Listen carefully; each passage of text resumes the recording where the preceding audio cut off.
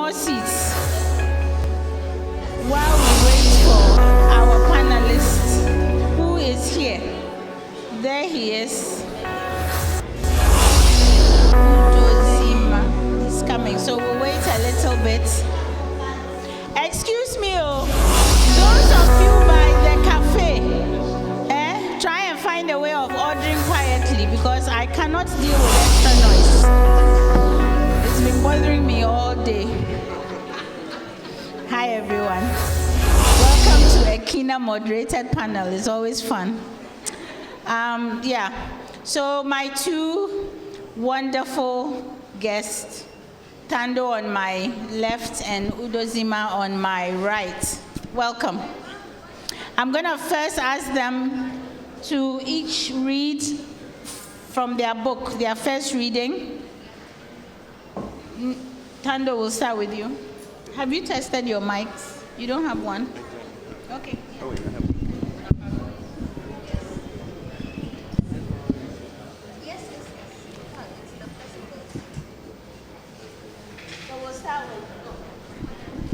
Nick, Thando.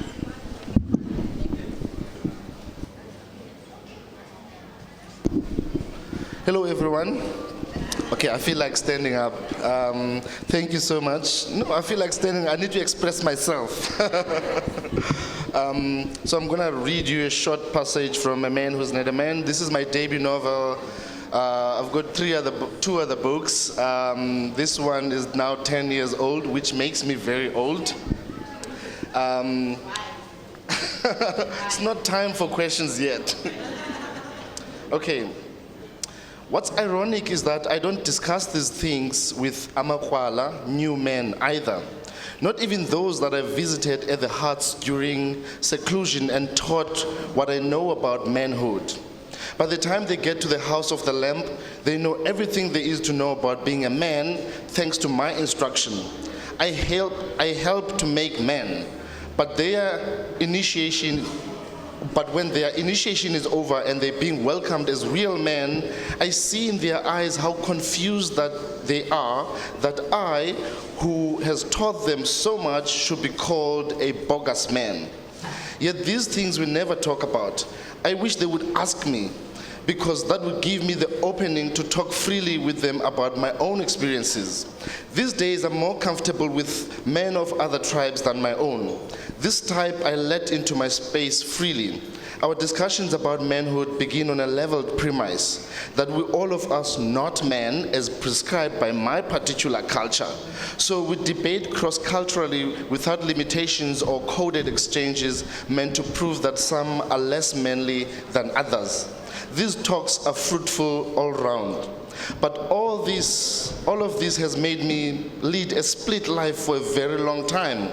I've had to learn to be a real man among real men, while simultaneously being an ordinary man among ordinary men. All the energy it takes to live the life of a split man, constantly having to defend myself through silence for my unique path into manhood. Sometimes when the frustration of having no voice, no space to be a man in my own right, grows too much for my head people, I feel my manhood shrinking. I feel it curl to the side like an earthworm. That is why I decided, shit, I'm letting this story out to make myself heard and claim my space as a man once and for all. It's also a way of cheating those bastards who've been volunteering uncalled for tales about my fail. I've got you, you rumor mongers. You've been going around gossiping about me in dark corners, and I admit I have been bothered about it. Well, I've made your job easier by writing this, don't you think? You've got it now from the horse's mouth. Apologies for another cliche. Actually, I'm not half as bothered by the gossip as I used to be. Strangely enough, my supposedly failed circumcision has made me feel more of a real man, not less. If manhood is about enduring pain in its figurative and literal sense, then I dare say I've more than ended. I understand now what Dan meant when he said, "Ubudoda licebo mfowam."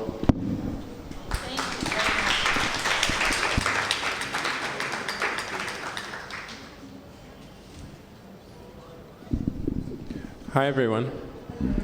Hi, so I'm going to read a section from the 4th chapter of my book, my latest novel, Speak No Evil.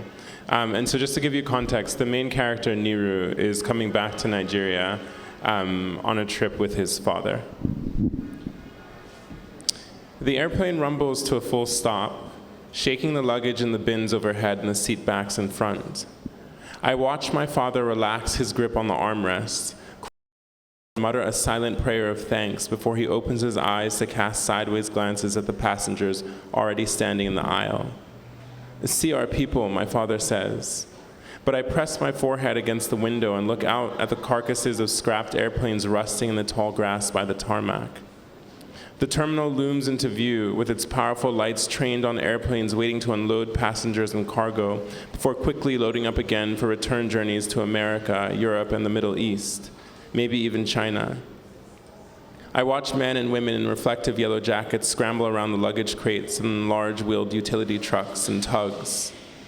I'm too far away to see the sweat on their faces, but I can feel the heat and humidity already. It's good stuff. Who ordered that cappuccino? All right. Whoever, it better be good coffee. But I watch men and women in reflective yellow jackets scramble around the luggage crates and large-wheeled utility trucks and tugs. I'm too far away to see the sweat on their faces, but I can feel the heat and humidity already. My father inhales deeply as he struggles to remove his sweater and roll up his shirt sleeves. He checks for his passport and asks me to double-check for mine. The thin green book sits safely in the backpack pocket that should hold my smartphone, but I don't have a smartphone anymore. I pull it out and hand it to him. He caresses the cover and then slips it into his shirt pocket. When the seatbelt sign blinks off, he springs up from his seat. "Come on," he says, "be fast now, let's go." My father becomes an entirely different man when we come to Nigeria. OJ came up with a term for the condition during a trip we took the summer after his first year in medical school. He said, "Daddy has a bad case of Nigeriatoma, an acute swelling of ego and pride that affects diaspora Nigerian men, rendering them unable to accept the idea that a true home might exist outside of their birth country. Symptoms may vary, but are exceptionally pronounced upon return to the native soil, and include hyperactivity, elevated mood, grandiose thinking, and increased aggression. The differential includes bipolar disorder, and indeed those afflicted have much in common with patients observed in the thrall of a manic episode. The duration of symptoms may vary, but poor electricity, bad roads, and exposure to extreme heat have proven effective as treatment." My mother laughed at that, my father too, but only because OJ said it. My father's transformation is swift. His chest puffs out and his arms swing into action. He forces his way through the airport meeting with each official who dares to slow his entry into the promised land with a try me stare and a try me stare down where appropriate, and a cajoling mix of pidgin and Igbo. He seems taller as he leans towards these officials, forcing them to shrink back in the face of his momentum. Mr. Jacob, the driver my father always uses when he comes home, stands for us waiting by his black Toyota Camry when we finally step out from the arrivals terminal into the shouting mass of men with dust-reddened, irritated, and sleep-deprived eyes, each asking if we need a taxi. It's hot, a vague smell of decay and burning as if the whole world smolders. It surrounds me and seeps into me. I blink at these figures in long-sleeved shirts unbuttoned at the collar with their dress slacks or jeans, and wondering how they can possibly survive wearing such heavy clothes. They have wet patches beneath their arms.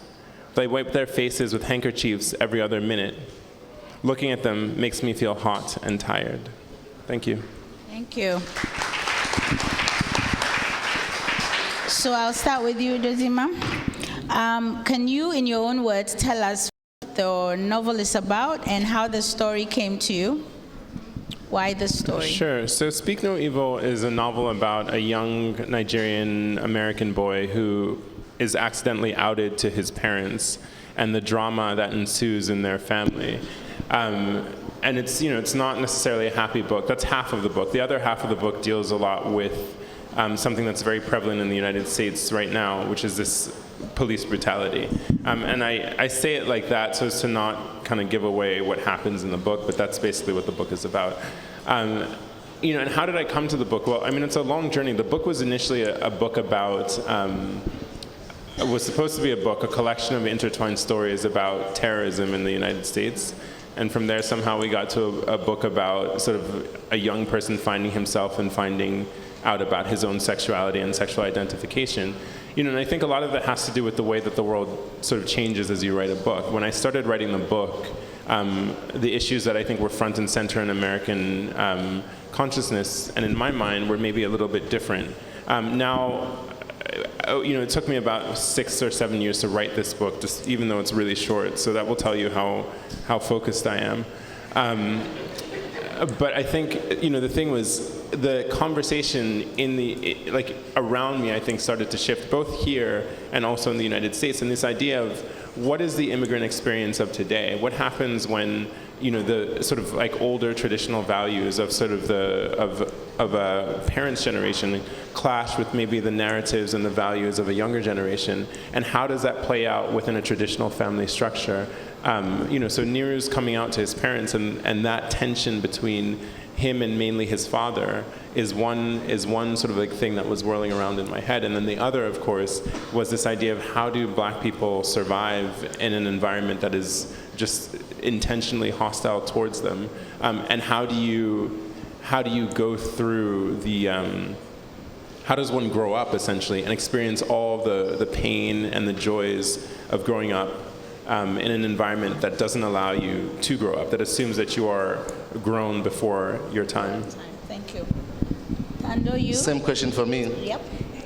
Well, when I heard the question, I thought, what lie am I going to tell today? Because the question has been asked many times, obviously. I kind of have a different answer every time.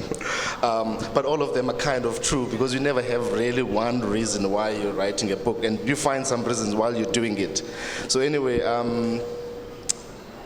first of all, I had been writing other manuscripts. I was developing as a writer, and I had decided that year that I want to have a publishable manuscript by the end of the year, and I will know when I've arrived there.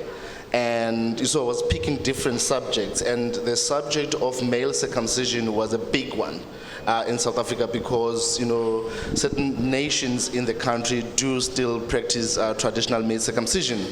So it was a big one, and I thought, hey, how come nobody's ever written a novel about this? We've had some TV series that were controversial and all of that, but a novel, something that would give a comprehensive account of what happens. So I wrote this story about a young man who is basically transitioning from youth to being an adult. And I wanted to explore the factors that affect, young black men as they make the transition from childhood to manhood in South Africa, post-apartheid and all of that. And I used traditional male circumcision, therefore, as a canvas. And what made it a big deal at the time is that every circumcision season in South Africa, there are reports of young men dying en masse. We're talking hundreds of young men dying from septicemia, from botched circumcision and all of that. And there was no real account for this. We just get the news and then we move on. The next season comes. And one of the haunting thoughts that I had at the time was, if we had white people dying in as many numbers, the world will come to a stop. But somehow, because these are black bodies, it really does not matter. We just move on and we just keep on, saying the statistics is going up and so on. So this haunted me, and I wanted to tell the story of who these young men are, because when we see them on TV, they've got white clay, we don't know their names, we can't really say whose children they are, whose brothers they are, and so on. So I wanted to humanize one young man, and I wanted to also just interrogate some of the issues that were coming up, because the reports would say, these young men are too fragile, that's why they're not making it as men, that's why they get defeated in the mountain. And I wanted to say, that can't be true. There has to be something wrong with the culture, and let's try to find out what that might be. And that's how the novel came about. Have you, I want you to talk, because I know you have. I'm answering my own question. Talk a little bit about what it has meant to you and what the backlash has been for daring to write so openly about something that, especially in South Africa, people would feel you are opening our traditions up to, white gaze and So it's taken me a while to speak honestly about this. We all know that when you push the boundaries in society, society ostracizes you, society punishes you when you do this. And it's taken me a while to speak honestly about it because there was personal cost. So I'll start with that. Last 2 weeks ago, I met my mother for the first time after 10 years. Because I was kicked out of my home in the village because my uncle felt that I had put the family in disrepute by challenging the culture. And the thing is, my uncle is, he's part of the educated elite. He went to the University of Fort Hare, so he was rolling with the Xhosa kings and all of that. So they want to hold him to account that how is your family selling us out like this? So he had to find a way of punishing me. So I was like, you know what, I'm gonna walk out, and if you want me, you will follow me. So I mean, that's a painful thing to go through, and it's taken me a while to speak honestly about that. But the backlash from society, Zugisa was laughing because in my first launch in Johannesburg, we were waiting for the facilitator. She was kind of late, and when she came, she said, "Hey, I'm sorry I was delayed because the chairperson of the House of Traditional Leaders, in Parliament, these people, I just bumped into him outside, and he was asking where I'm going, and I said, there's this book, you might be interested in it. And he said, oh no, I'm aware of it. In fact, we're motivating for the book to be banned. I was a bit concerned, and then I was like, bring it on. I mean, if you're gonna ban a book, it's wonderful. You're canonizing it. Like, you couldn't ask for better. So there was that, but what was curious for me was that nobody ever came to me to say anything. I mean, I've had people walk out, but no one came to me or threatened me physically or any of that. I hear it from my friends, from family, and all of that. But the backlash was definitely there, and was coming mostly from people who hadn't read the book. They were contesting the idea of the sacred culture that is not spoken about being written about in the first place. Not the content, not what I'm saying, but the very idea of it being written about. And I would be lying if I'm saying that it was only backlash that came through. This is probably my most successful book. And it was appreciated, mostly by black women. I remember when it had just been published, I got a text message while I was about to go to stage. And we didn't have smartphones then, it was Nokia, those Nokias. And when the message is very long, it breaks it down to like 5. So you have to open it and then wait for it. So I was like reading this thing, and it was a text message from a number that I didn't know, but it turned out to be from a mother of an initiate who had gone to the mountain a couple of years before. And the mother was saying, thank you so much for writing this book, because my son went to the mountain. I kind of picked up that things were not going all right, but because as a woman, I don't have a right to know what happens, because what happens in the mountain stays in the mountain. I was never really told what happened. When he came out, he committed suicide. And as a mother, I couldn't, and I can't be told, what happened. And he can't tell me. And so by reading this story, I'm beginning to imagine the kind of pain that he may have gone through, the kind of thinking that he may have had that may have led to him making this decision. And this is, the overwhelming response that I got, particularly from mothers, from sisters, from black women, rather than the expected backlash from men who are just protecting their culture at all costs, even when it kills them. Thank you. So, fathers and sons. I would like to talk a bit about it. I just recently also finished, he was sitting in the audience, where has he gone? Tokwe's book, a particular kind of black man. And can you talk a bit about, and it's fascinating, this, of course, the complexity of African parenting in the diaspora and on the continent, and the trauma of it. Can you talk a little bit about it? Don't worry about it. I'm fiddling. Of his relationship with his dad, his dad. I mean, I think to start from a larger perspective, I think, Thando, what you were saying about sort of men being protectors of tradition, I think is something that, we probably see. I mean, it's not just in South Africa, right? It's here as well. This sort of desire to hang on to tradition at all costs in some cases. And I wonder if that's, has a lot to do with this need for something to prop up, a sense of self. If you can't do that internally, then you look to the external thing. You look to tradition to give you the framework for understanding your own life in a world that's rapidly shifting around you.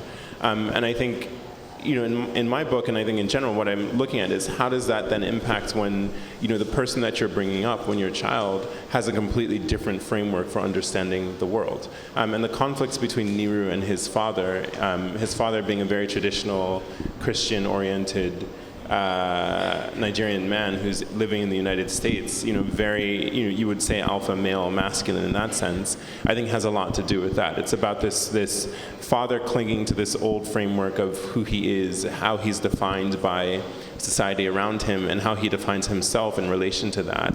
And then a son who completely doesn't fit that mold.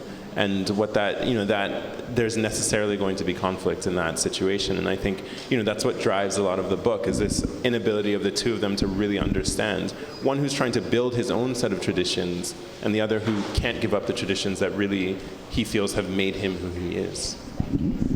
I mean, I just want to add something to this. I mean, this idea of holding on to, to cultures at all cost. I've had to think about this, and I'm thinking that I'm just going to add one specific thing. I think that we have to reflect on the fact that we were colonized, still are, and a part of that process was about, a big part of it was about eroding ourselves, our sense of being. So anything that made us who we are was barbaric, it was erased, it was changed, and we were supposed to be civilized and to subscribe to other cultures, to other ways of being. And then you ask yourself, why would something like traditional male circumcision remain? Because it's like it's being allowed to stay. I mean, we fought. The land was not taken without us fighting. They took the things that mattered to us. But why would they allow these things to happen? I wonder, it's a troubling thought, because if white people did not want that shit to happen, they would have stopped it. We would not hear of it. But somehow this is permitted. And even now, when we think, for example, the case of traditional male circumcision in South Africa, boys are dying en masse every season and nothing is happening. And I keep returning to this idea, if 60 young white men were dying every 6 months the world would literally come to a stop. So I'm saying some of these cultures, it's not just us holding on to them, but someone who has the power to take away or to allow things is allowing this to happen. And then I just want to say that part of why we hold on to these cultures is because everything else was taken away, and then we hold on to this even when it kills us, because we want to hold on to a sense of, this is who we were. We can't remember who we were before we interrupted, and this is the only point of reference to this. And we don't know how to evolve. We don't know how to let this culture evolve. And anyone who's trying to question that is colonizing us, is oppressing us again, and then we just hold on to it even when it's like eating us up. It's a kind of incomplete thought, but yeah. I mean, I would just add to what you're saying, and I think what I try to do in the personal sense is put up this idea that there is no. I mean, I get very nervous when people say try to act like culture is a packageable thing. It is and it isn't, right? Like culture is a very mutable thing. It moves constantly. Like everything is influenced by the outside. There's no culture that exists in isolation. And so if somebody gets up and says this is not our culture, but can't actually answer for you what is our culture, because what is our culture changes over time, even if it's within a particular place, and is also supremely influenced by all of the other interactions around it. I mean, I think, for example, if you look at where my mom is from, you could say, my mom's from Mgqolozana, right? And so the whole royal tradition there is supremely influenced by the Benin Empire, but it's now its own royal tradition. But you could say that, oh, this is our own culture, but your own culture is influenced by forces from the east, forces from the west, forces from the south, and then also from external forces, say from Europe and whatnot. So how do you then package what is your culture, and say that this is something that can't change, even within the conflicts between the father and son in my particular book, this idea of what is Christian and what is not Christian, what is godly behavior and what is ungodly behavior. That question is extremely, it's one in which you can't say that this is. It's just there's no solid thing there, and I think that's what the tension is, and that's what these stories are supposed to illustrate. This idea that this thing is super fluid, and conflict arises when you try to make it static, and then make rules around something that cannot be made static. Thank you. To you. I love this. Just ignore I'm going to ignore them. They're trying to be part of this. There's a loud group over here, ignore them. And they are sitting in front. Usually misbehavior goes to the back. So your lead character, you do a lot with your lead character. What's his name again? Lumkile Chris. Thank you. First of all, it's a story within a story, right? He's sometimes a bit unreliable. But then there's this journey to, I think, redemption and acceptance. Can you talk a bit about how you got there? Yeah. So, I mean, first of all, I write mostly in first-person prose, because I want the vulnerability. I'm not interested in what actually happened. I'm interested in what the character tells himself happened. So you can see how he deceives himself sometimes and so on. So he becomes an unreliable, character. And I love that. I mean, I think that's the beauty of literature. He does a lot of things. He is a young man. One of the big themes that I wanted to deal with was, again, colonization meant that, the settlers came and drove us to the periphery of society, which is how in South Africa, for example, villages were created and labor camps that we call townships like Soweto were created. And so what you've got the city, and you've got black people traveling from the city to come and find work, from the villages to come and find work in the city. And so you have a sense of there's a home in the city and then there's a home. And I think this is a universal thing, black people across the world, we know that. I'm glad you say that, because South Africans, you guys talk like everything is so unique. Yeah, we need to, South Africans need to wake up to the fact that, first of all, they are in Africa. Because sometimes they forget. Which is why something like Abantu Book Festival exists, because we must go and educate our people. Thank you. I mean, they don't even know that they were in exile in these countries not too long ago. Thank you. Something is not right. No. Anyway. So I wanted to deal with this rural-urban migration, which polarized, that undid the family structure, the black family structure. You have miners who would move to Johannesburg from the villages. They would have a family here. They would have a family this side. There's a thing called Kumbulikaya, where families are looking for, I haven't seen my father since 1972. He left to go and find work. And then the TV crew, goes and kind of locates them and finds him with a whole family there. It happens. So I wanted to explore this. So this young man moves from the village, and then he goes to the city to find his dad, and then he wakes up to a different reality. And I was kind of reflecting my own experience there. I was never as shocked as when I got to Cape Town as a 12-year-old and I discovered shacks. I was like, people live in these things. Because to us in the villages, shacks, it's a pigsty or a chicken coop, but people don't live in, wooden and zinc structures. It doesn't matter how poor you are in the village, there's a house for you. No one sleeps outside. There are no beggars and that kind of thing. So he goes through this and he discovers the city.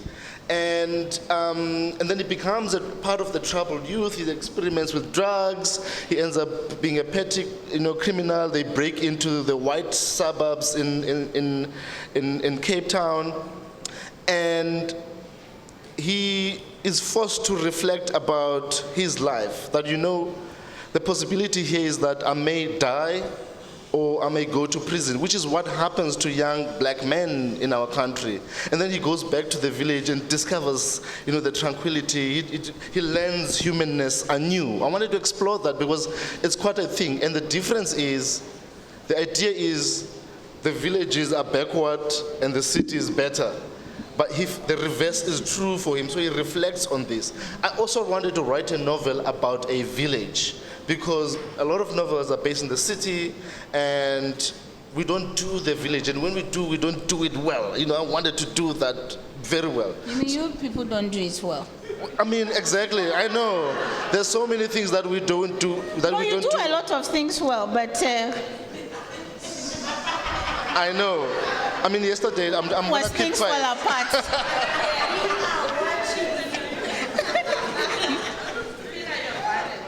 I'm what? Oh, sorry. Are you done? No, I'm not.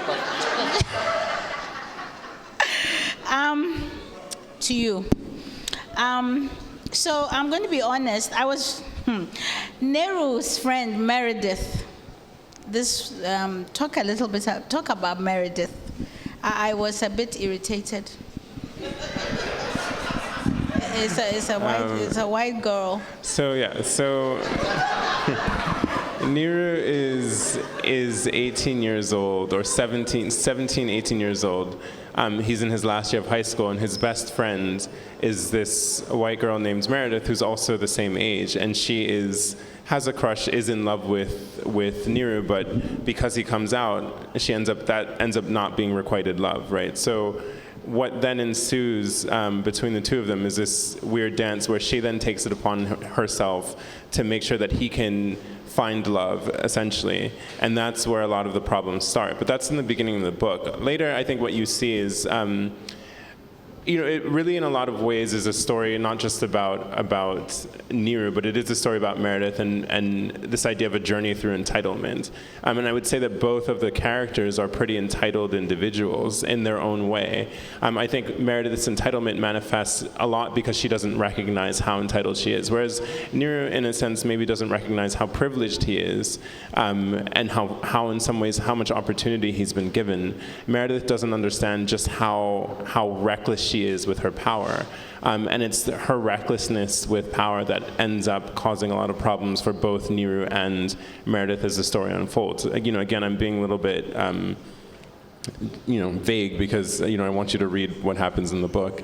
And I think that, the thing about Meredith is it is really trying to, she is both her own character, her own self, but also stands in for a lot of what I think represents what's happening in white America right now and in the United States of America. And it is about, if these two characters are archetypes or these two characters are symbols for larger issues or larger problems, there's a reason why you would be pretty irritated with Meredith. Thank you.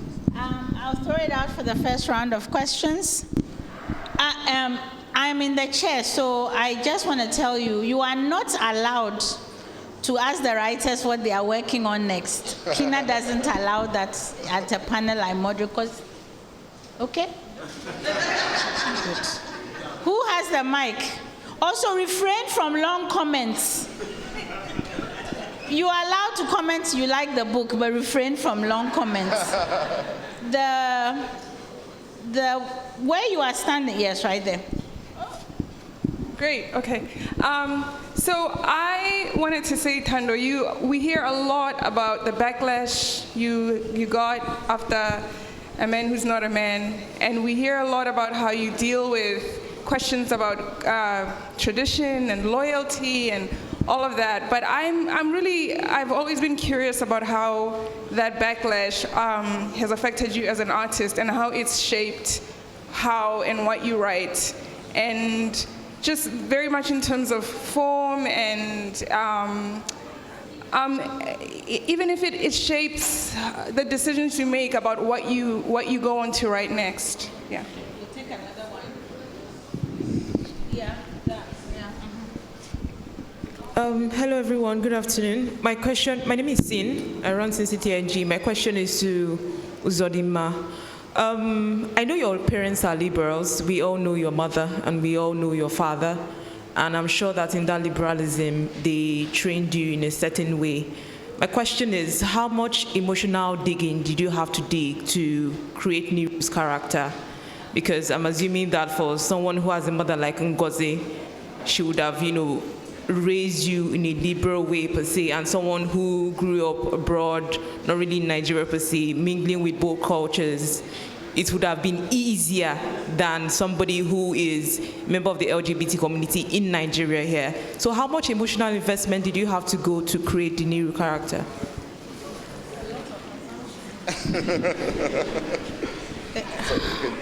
Put your hand down. Answer your question. Okay, so, Kaki, so I think that when I almost said 50, but 50 is too close, so I'm just going to push it a bit back. When I'm like 80 and I'm reading all of my work and I'm looking back, I may be able to answer that question, honestly and accurately. It's an ongoing thing for me.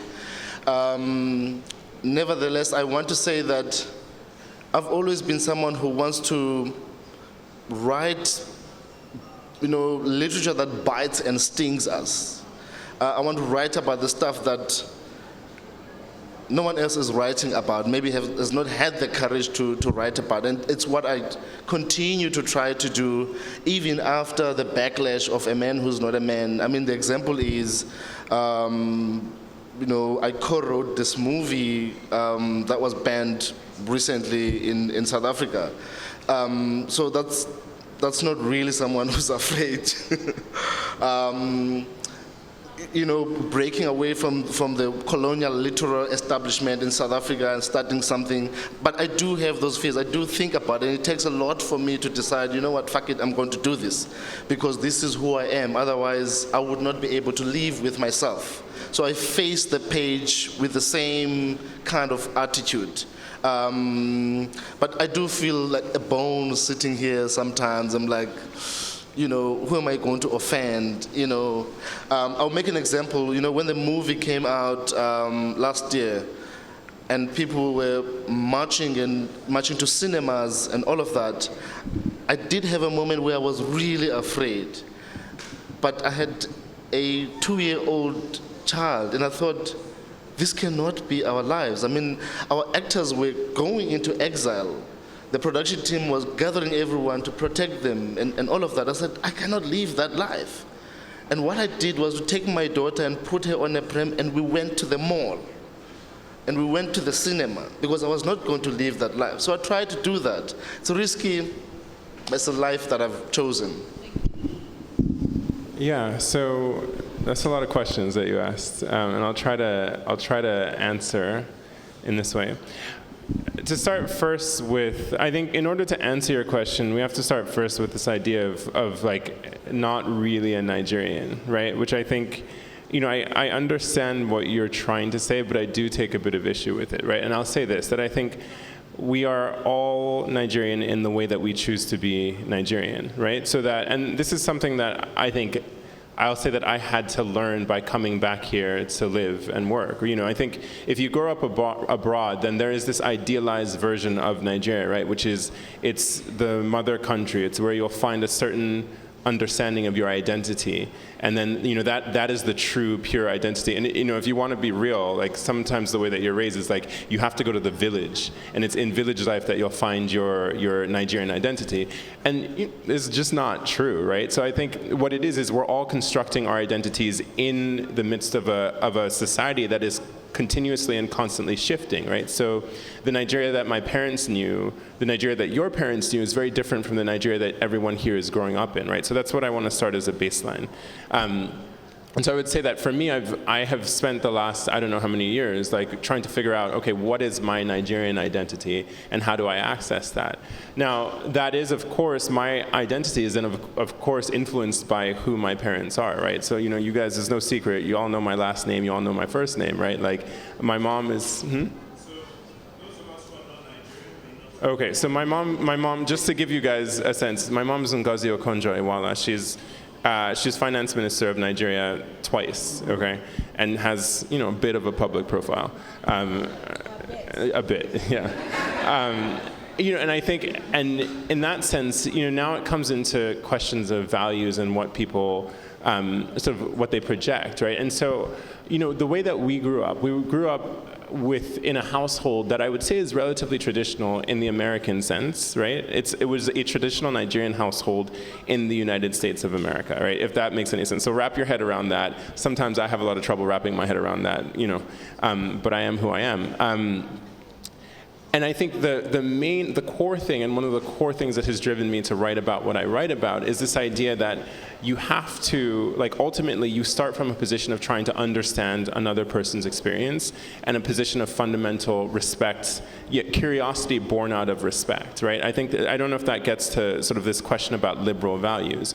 And now, if liberal values are saying to people who sit next to you or people that you see who are in a different position from you, I want to understand, I see you as an equal, I want to try and understand the life that you're living, then yes, I was raised with liberal values, and I'm very proud of that.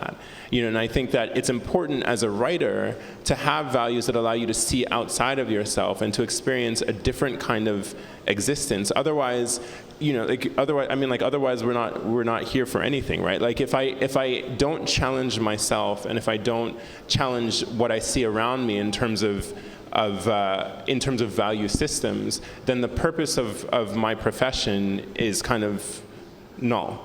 And I don't know if that's getting at answering kind of the questions that you're asking. And so then when it comes now to the particular book that I wrote and the communities here, I would say that the LGBTQ community here has its own stories, right? And it has people here who will tell those stories and who are telling those stories. And the book I wrote is not about telling those stories. It's about telling a particular story that I conjured up in my head as a desire to understand what someone's experience might be when they go through something like this.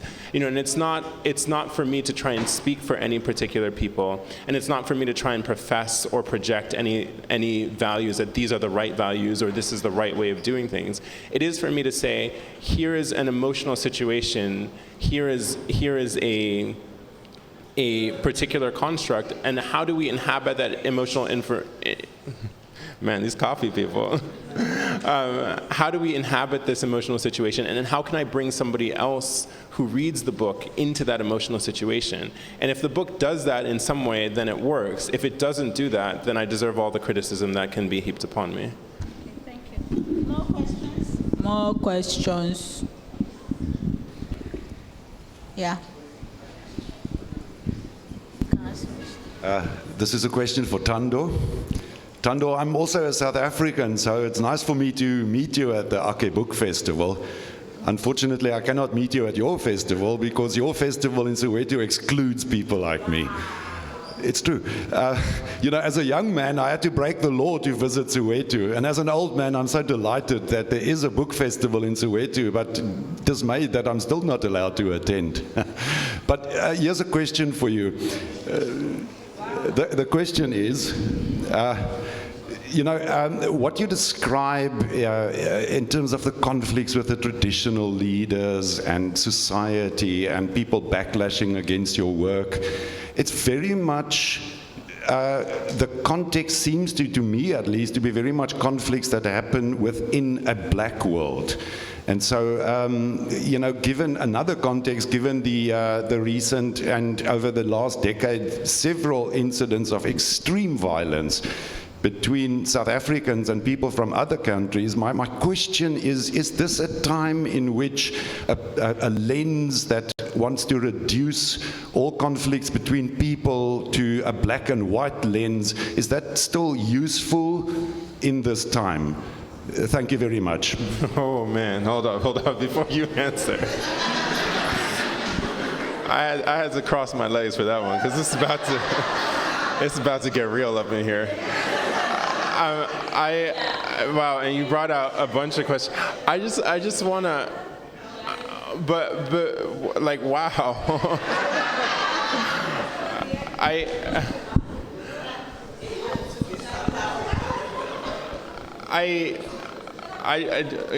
Wow. No, come and use my mic. You want to give him his.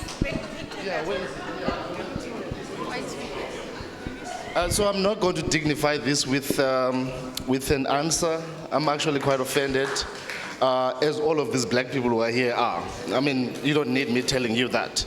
But is there any South African here who might be more patient than me and might want to? No? None of them. Okay, I wanted the room. I'm taking the comeback. Okay, I was going to give it to No. In fact, we are out of patience. So another question. We are not answering that question. Is there another question?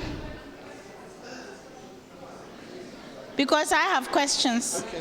Oh, you can talk. And I actually do have to say something. It's traumatic. I don't think we're going to be able to continue without sort of addressing the way that question was asked. And I think you can have all the concerns you want about being excluded from spaces. I think number one, you're here now, right? And I think the thing is, when people invite you into a space, and there is a seeming disregard for like the hospitality that has been issued, that causes a lot of people to go, And so I think what just happened in the way that you asked the question is perhaps why people get very wary of having folks come into spaces when people are just trying to talk about some, celebrate, in a sense, the difficult questions that have to be asked. Now, there's a way, I think, to ask the question that you asked that would have elicited a very different response, rather than sort of like this shock. I hope that you go back to spaces, and I hope that this is in some ways like a lesson in terms of how you approach a set of people about an issue that is clearly very dear to you. But you can't do that, man. That's not cool. I'm sorry. I just have to say that. Also, here's the thing. White people, men, rich people, straight people, people who attend the World Economic Forum. You are not entitled to all the spaces. Okay? This may be hard for you to see or accept, but you are not entitled to all the spaces. I mean, certainly a white South African is not entitled to Abantu. You are not even entitled in the first place to our land. So we do not do that. And as an African woman, we know how unentitled we have been to a lot of things. So this question gets asked when you want all women's spaces. The men will come and say, why can't I come? You cannot come. And so you must never ask that question in front of black people ever again. You've triggered us. It's traumatizing. You cannot ask that question. It's like yesterday, was it Jeff? Is Jeff here? There was a white man asking writers to talk about why they write in English, and he feels that sometimes I think he used the word transmogrified or some big English word. That cannot be asked, because you can't ask us these questions. It's like a rapist asking the rape victim, so how do you deal with your trauma? Shut the fuck up and don't ask some questions.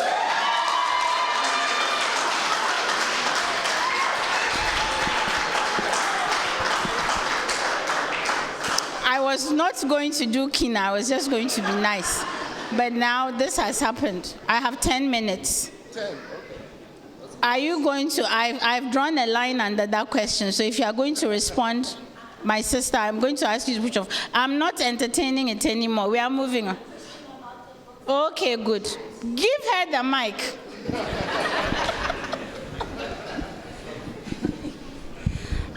Thank you. Now that I have the mic, I can control what I say. I would like to just, I must stand up? Okay. Yeah. I'm glad we're shifting this back to what it should be about. I just want to just pose a question because I've been really struggling with the male voice and reading male writers.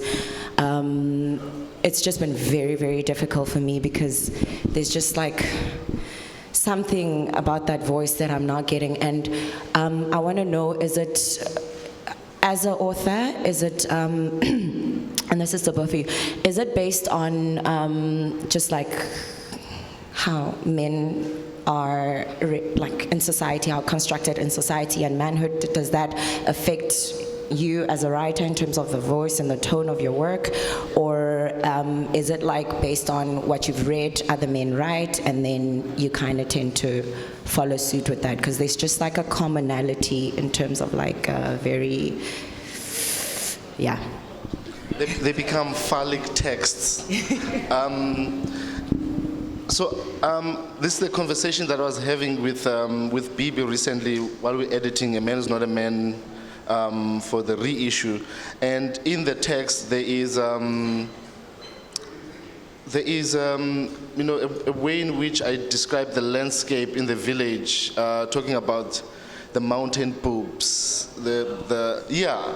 and I had to think about it. She's like, I mean, what the fuck is this? I mean, she loves the text, like, account to me. And then I had to think about, why did I do that? Because I mean, it's a discomfort for me as well. And then I was like, no, here I was being true to what I know. There's a mountain in the former Transkei in the Eastern Cape that is called Mabele Ntombi, right? Girl's breast. And when I was writing, I was thinking about that. I was using that mountain. I was not making that stuff up. And that's how our society is. And I was thinking, if this thing was appearing once in the text, we would remove it now, no matter what the explanation is. But, it's in the text, it's part of the humor, it's that, and it makes me very uncomfortable. It's making me think about this, making me conscious about how I write. So it's an ongoing thought for me, but there's no question about it. It's all of those things that you have mentioned. It's patriarchy, it's how society is, and it would take a lot of consciousness, a lot of unlearning for men writers to deliberately, consciously not be violent in their texts. So just to build on what you've said, and I think to add a bit, I think, again, going back to what I think literature is for, and what it's supposed to do, right, is it's supposed to, again, hopefully when done well, take you from where you are, the own body that you inhabit, into another person's emotional state, and in some cases, if it's done really well, take you into a physical space or something akin to that physical space. I think, when you start talking about male voices or female voices, I think in a lot of ways, what that suggests to me, in many ways, is literature that doesn't do that, right? And so if you're reading a voice that is, in a sense, like nakedly, stereotypically male in a book, it's because in many ways that whoever is writing that book hasn't developed a full character, right? And I say this just because if you think about it, if you're trying to suggest, if you need to create a character who is, in a sense, like a misogynistic man, you're going to need a misogynistic voice. You're going to need to construct that, but that voice needs to be constructed, and it has to be consistent with the character that you're making, and the sort of like, and the story itself, right? And this is where I think, again, you then get into like who has a right to write what voice, right? And for me, one of the things again is, as a writer, it's important for me to challenge myself to write not just male voices but also female voices. To not write just straight voices, but also LGBTQ voices, to not write just black voices, but, Chinese voices or whatever. And I think it's a really important exercise as a writer to write that and to write outside of yourself.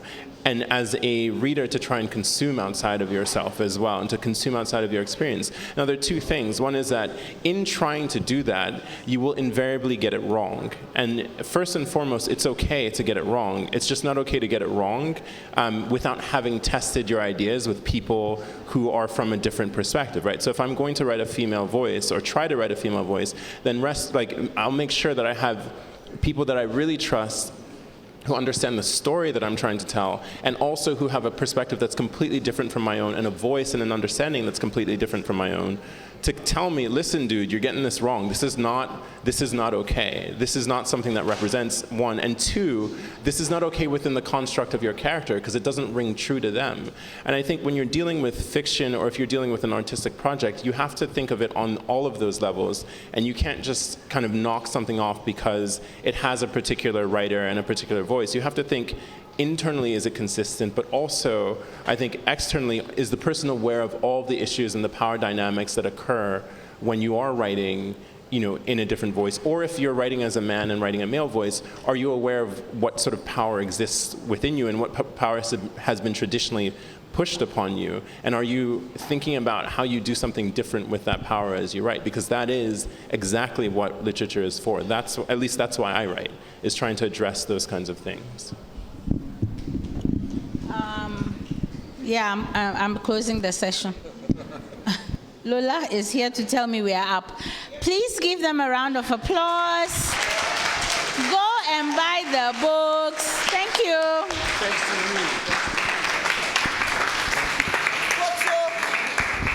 you. Group picture, please.